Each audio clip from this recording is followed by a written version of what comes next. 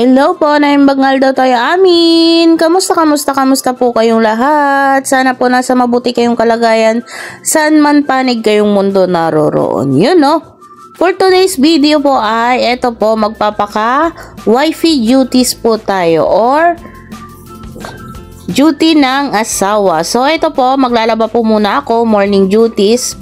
Kakatapos ko lang po maglakad-lakad at pagbalik ko po ng bahay ay naglalaba na po ako kasi naibabad ko na po to bago po ako kanina umalis na maglalakad-lakad. So, eto po at bibilisan ko na po at marami po tayong gawain for today's video. So, lalabahan ko lamang po ito at babalikan ko po kayo mamaya after po netong paglalaba ko.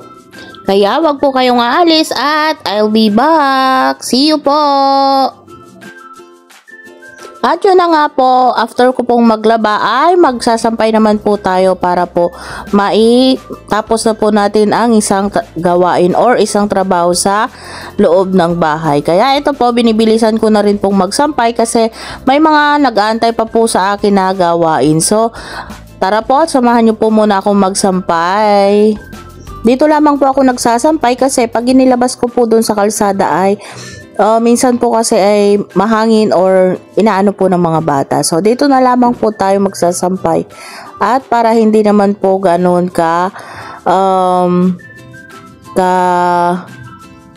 sa labas pag doon pa tayo magsasampay. Kaya dito na lamang po tayo. Kahit po matagal-tagal bago po matuyo ay mas gusto ko po dito magsampay. Pero mga damit lang po at mga short ang sinasampay ko dito. Yung mga underwear po ay sa loob po ng CR ako nagsasampay at hindi po ako nagsasampay sa labas ng mga underwear. So, ito lamang pong damit at mga shorts po ang dito. Ito po at binibilisan na po natin para po syempre makatapos tayo ng gawain at marami po tayong gagawain. At yun na nga po, ayan, tapos na po nating isampay ang ating mga sampayin at natapos din sa wakas ang ating laba serye. So, eto na po ang aking mga nilabhan for today's video. Karamihan po dyan ay damit at nandun po sa may harap yung mga shorts. So, yan lang po ang aking nilabhan for today's video. Hindi po kasi ako masyadong nagpapadami ng labahin.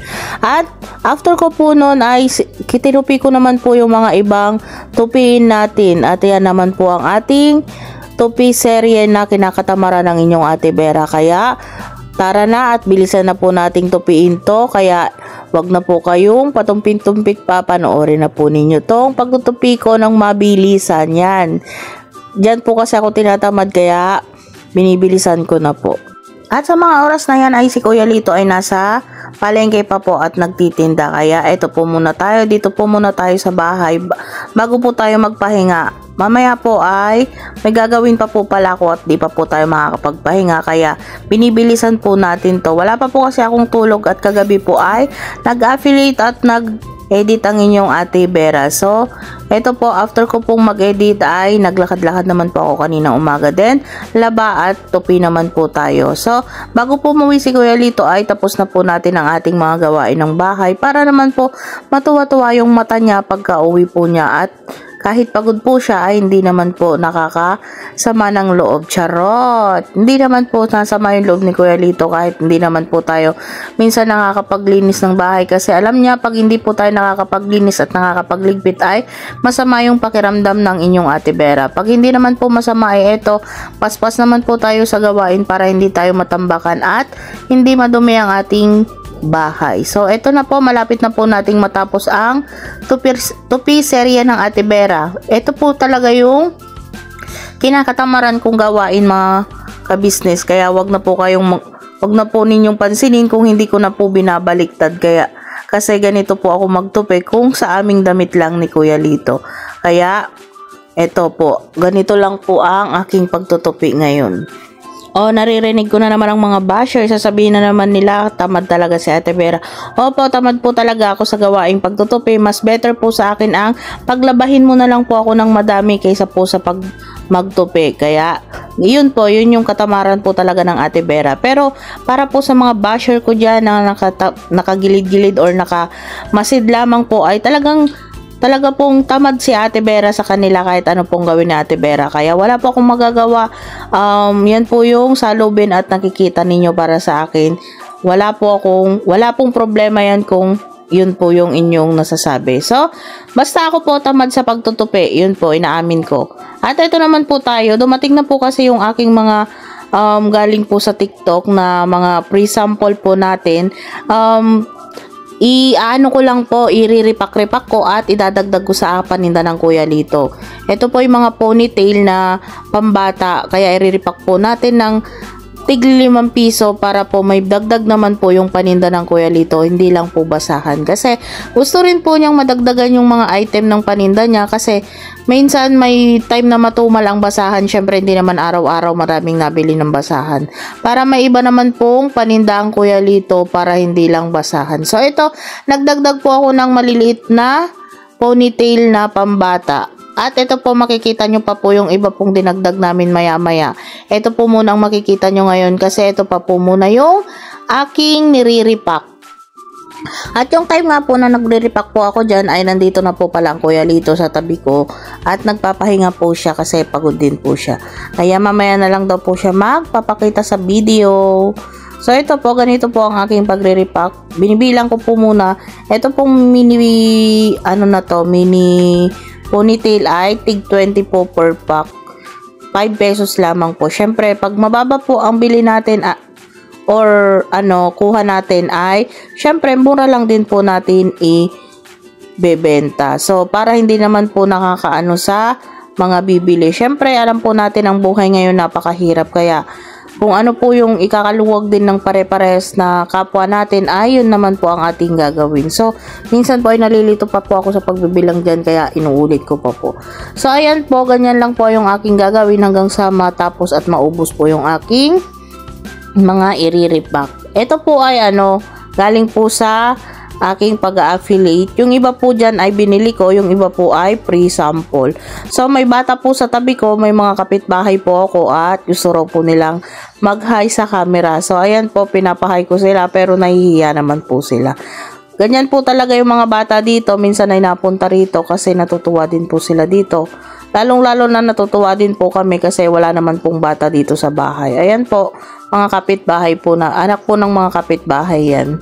So, ayan po, nag-hi sila. At nanonood po kasi sila lagi. Sabi ko, para makita nyo yung sarili nyo pag pinanood nyo ko. So, ayan po sila. At nangungulit kay Kuya Lito. Ayan, nandyan po sila sa gilid ni Kuya Lito. Ang Kuya Lito po kasi ay namamahinga at nagsi-cellphone sa oras na yan. Kaya, ayan, kinukulit po ng mga bata. Okay lang naman po pagka may mga pumupuntang bata rito kasi madalang naman po sila pumasok. Kasi minsan pumupunta lang sila rito mag-hi kay Ate Vera. At yan, ngayon po ay nandito sila. Pinapasok po kasi ng Kuya Lito. At natutuwa naman po ang Kuya Lito na may mga batang napunta rito. Kaya yan, pre-kulit for today's video tayo. At yan na nga po si Kuya Lito, hindi na po nakatiis, tumulong na rin po sa pagbibilang. Yan naman pong niriripak ko ngayon ay Sanrio.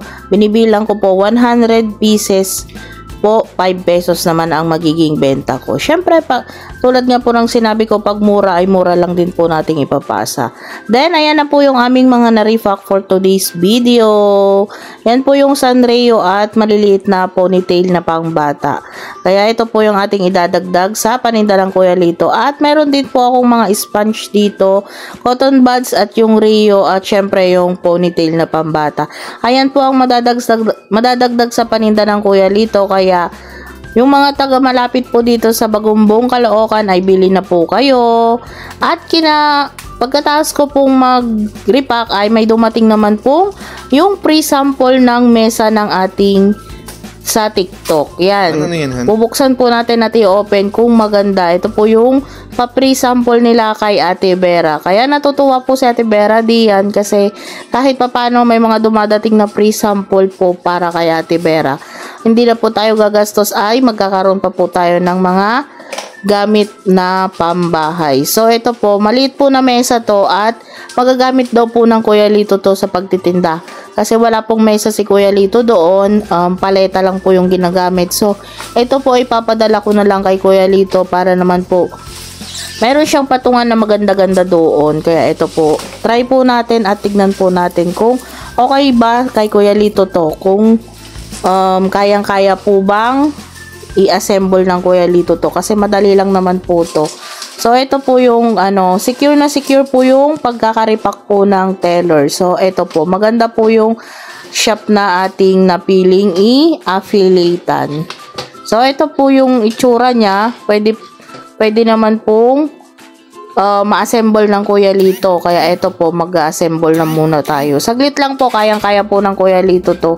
Kahit siya lang po mag-isa. Pero syempre, may mga tutulong at tutulong naman kay Kuya Lito. Kung sakaling hindi ko maihatid si Kuya Lito doon, ay may mga mabubuting puso naman na mga kaibigan doon. Eto, ganito lang po at trinay na rin po niya, kaya naman po niya mag-isa. Kaya ito po yung pre-sample ng ating ina-affiliate. Maganda po siya at cute. So, very good pa kay Ate Vera. At kung magustuhan naman po ninyo at gusto nyo po mag-order ay punta lamang po kayo sa aking black app na sa Vera and Lito. Ilalagay ko po yung TikTok shop ko po dito para po alam nyo po kung saan na-orderin. At salamat po! At yan nga po, kinahapunan naman ay dumating naman ang aking isang free sample. Ito po at na-open na po natin. Itatry naman po natin kung okay na okay siya. Ito po yung ay sa water purifier na kinakabit lang po sa ating gripo. Ito po siya at ito po yung mga kasama niyang mga tools. So, tara po at ikabit po muna natin. So, ito po, may filter din po siya. Ito po yung aking ititunuturo dito. Ito po yung pinaka-filter niya. Kaya, tara po, ikabit po natin at tingnan natin kung okay na okay dito sa ating gripo. Kung pwede po siyang gamitin or hindi. Para naman po matry natin kung ano man po yung pagkakaiba ng may filter na gripo or wala. Syempre, mas okay po yung may filter. At ito na nga po siya, naikabit na po natin at ayan na po. Kaya okay na po. Kahit di na po tayo bumili ng mineral water kasi. So ayan, salamat po ulit sa mga okay nagpadala ng free sample kay Ate Vera. At ito po magagamit na po natin. At kung gusto nyo po at gusto nyo pong mag-order dito ay punta lamang po kayo ulit sa aking TikTok shop at nandun po ang ating link neto. So, ano pa pong ginagawa nyo? Order na! Maraming salamat po sa mga tatangkilik at mag-order. At kinahaponan naman po ay maganda po ang panahon at nagaya po ang Kuya Lito, maglakad-lakad na po kami sa labas. So ito po, maglalakad-lakad po muna natin. Pagbigyan po natin si Kuya Lito para walang ligalig. Charot! So yan, ang ganda po ng panahon kahit hapon na po. Kaya ito, tara na po at samahan nyo po kami sa pamamasyal at paggala-gala dito sa labas. Wala naman na po kaming gagawin. Mamaya pa naman po ako mag-affiliate ulit. Kaya pinagbigyan po natin ang Kuya Lito. Mukha po kasing nagsasawa na si Kuya Lito sa pagmumukha ko kasi kaming dalawa lang po ang nasa loob ng bahay. Kaya nag-aya po siya sa labas at nang makakita po ng mga ibang tao or ng tanawin po na magaganda tulad po ng ganito. So, eto po at nandito naman po kami sa main palengke. Umulan po pala kanina kaya ganyan po. Basa po ang kalsada pero naging okay naman na po at maganda na po ulit yung panahon. So, pahapon na rin naman po yan kaya maganda na po maglakad-lakad. Huwag po kayong mag-alala at safe naman po dito sa lugar na ito. At syempre mag-iingat po tayo lagi. Kahit saan man po tayo, may mga sakuna at disgrasya pa rin pong magaganap sa mga paligid. At ito po yung gustong-gusto ko pong daanan or puntahan na lugar kasi parang probinsya style po talaga yung paligid dito. Tahimik po. Bukod po sa tahimik ay mapuno. So, nagagandahan po kasi ako dito. At meron din pong court dito. Ayan po, may court po dyan. Dyan po minsan naglalaro ang mga kabataan ng basketball. At ito po, nandito na po tayo malapit sa highway. Ayan, nakarating na po tayo dito sa may highway. Kagagala namin ni Kuya Lito. At ito po yung lagi kong pinapakita sa inyong shop ng mga halaman. Lagi po talagang kinukuhanan yun at nagagandahan ako. At ito po, malapit na po tayo sa palengke. Napadpad na po kami dito. At habang po naglalakad-lakad kami ay tatry na po namin pumunta sa palengke kasi titingin na po ng uulamin. At ito na po at ang aking niluto po pala sa oras na to ay niluto ko na po yung buro. Ang alam ko po na-upload ko na po yun. Nauna ko pong na-upload yung pagluluto ko po ng buro. At ang binili lang po namin sa palengke kanina ay itong talbos ng kamote. So ano pa pong ginagawa ninyo? Kain na po tayo.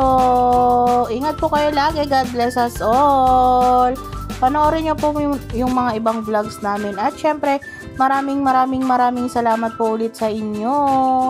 Ingat po kayo lagi. God bless us all. Bye!